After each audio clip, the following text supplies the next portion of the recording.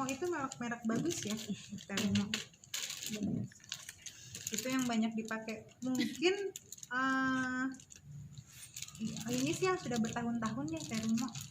Saya kurang tahu kalau misalnya ada lagi yang lebih bagus. Sejauh ini sih yang harganya terjangkau tapi kualitasnya oke, Terumo biasanya. Nah, ini loh, beda kan antara blood set dengan infus. Nah, kalau blood set ini ada 2 kamar. Ya, kalau infus set kan cuma 1. Kenapa begitu? Karena darah ini kadang perlu disaring. Jadi dia tuh ada partikel-partikel yang harusnya tuh agak susah untuk masuk ke pembuluh darah, sehingga disaring dulu di sini. Baru nanti netes ke badan gitu ya. Kalau infusan kan nggak perlu, dia pasti cairan. Jadi bedanya blood set sama transfusion set atau blood set dan infusion set. Infus set cuma begini doang bedanya. Gak bisa blood set pakai ini, nanti macet di sininya. Kalau darahnya agak beku, darah kan cepat membeku. Kalau dia agak beku, makanya disaring di sini biar si bekuan ini ngerembes di antara saring-saringan ini. Kebayang nggak? Ya. Jadi pas turun ke sini teh sudah partikel-partikel yang halus, jadi nggak akan, dan ininya sedikit lebih besar kan daripada ini. Karena ya itu takutnya mandek kalau di sini, malah macet transfusinya nanti gitu. Makanya dia pakainya agak besar.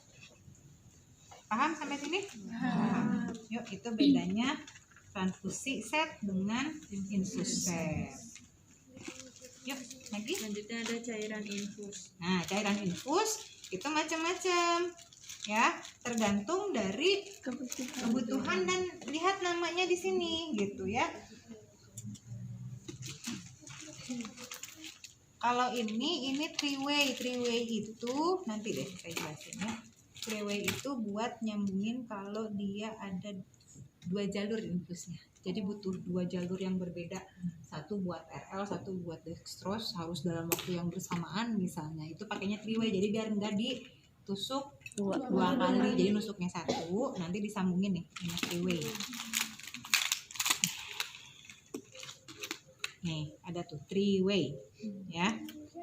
Mungkin ada yang lebih canggih kali sekarang, mas saya nggak terlalu update ya untuk pelayanan. Mungkin saat kamu ke rumah sakit terus tuh usum 3-way mah adanya yang begini, bisa jadi, tapi fungsinya akan tetap begitu-begitu juga, cuma di alat doang dia.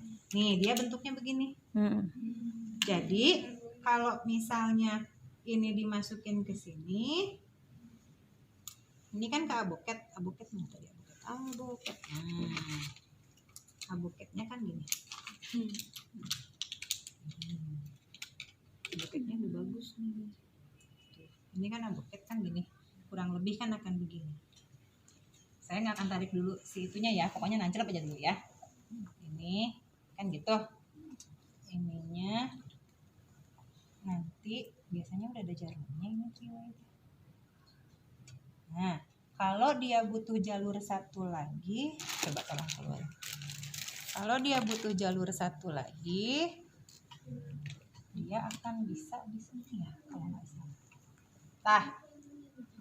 Paham maksudnya? Jadi yang satu jalurnya ke sini infusnya, yang satu infusnya ke sini. Misalnya dia harus dalam waktu yang bersamaan. Coba kalau nggak pakai 3-way, berarti kan tangan yang sebelah lagi harus ditusuk lagi, kasihan kan. Makanya kalau yang butuh 2 lain kayak begitu, dia biasanya pakai 3-way. Paham sampai sini? Ya, kurang lebih begitu. Coba kita kembalikan. Yuk, sambil dibacain. Isti ya? Ya, itu. Cairan tadi ya? Ya, Cairan, sorry. Stop dulu di situ. Cairan itu ini tutupnya mana?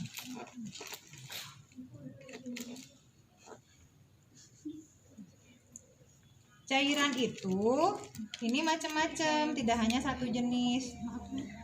Diana. Siapa? Sandi? Cindy. Bener ya? Cindy, bener ya? Ya mirip lah. Nah ini kayak ini isinya ini glukosa, gula. Ini mah saya nggak terlalu paham, mungkin namanya B10 gitu. Kita biasanya udah kalau yang udah biasa di rumah sakit, udah biasa di medis tuh infusannya apa? D5, berarti isinya dextrose atau glukosa 5%. Gitu. Udah ada kode-kodenya, itu nanti kalian akan hafal dengan sendirinya. Kalau untuk perdarahan spesifik ke kita kebidanan itu harus punya RL atau ringer laktat. Nah, itu kenapa bedanya sama glukosa apa? Nah, ini RL. Bedanya ya isinya sudah jelas gitu kan ya. Kalau glukosa sama isinya sudah jelas pasti hanya glukosa, gula unggul, berarti kan dia dibutuhkan untuk orang-orang yang mungkin butuh tenaga saja, tapi tidak kehilangan cairan banyak, tidak hipovolemik. Tapi kalau untuk yang hipovolemik itu dibutuhkannya kalau tidak NaCl, natrium klorid, kalau enggak RL. Ini isinya itu elektrolit fisiologis yang ada di dalam tubuh yang bisa hilang saat terjadi perdarahan gitu. Tapi kalau misalnya dia kayak hiperemesis, mual muntah berlebihan saat hamil, nggak perdarahan, ya cukup glukosa aja karena dia kan hanya butuh tenaga. Paham nggak maksud saya? Itu yang paling umum. Ada glukosa, ada RL atau ringer laktat, ada NaCl. NaCl itu mirip-mirip dengan RL, tapi dia kadar garamnya lebih tinggi gitu. Itu nanti sesuai kebutuhan. Instruksi dokternya. Selain 3 itu ada banyak sekarang, ada KN, ada B apa, saya juga nggak terlalu hafal.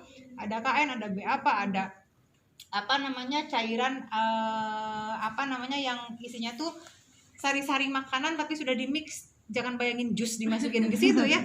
Sari-sari makanan yang sudah dimix sehingga dia bisa menjadi sumber tenaga yang melebihi glukosa apa gitu. Ada yang kayak begitu. Sekarang udah macam-macam infusan itu.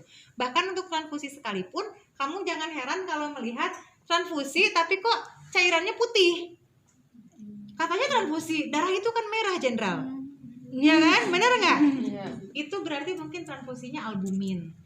Karena dalam darah albuminnya yang rendah. Jadi yang ditransfusi hanya albuminnya saja. Itu bisa.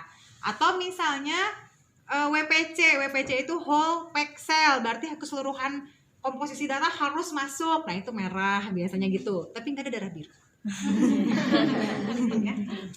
Paham nggak sampai sini? Itu mengenai cairan atau yang akan dimasukkan ke dalam tubuh kita gitu ya.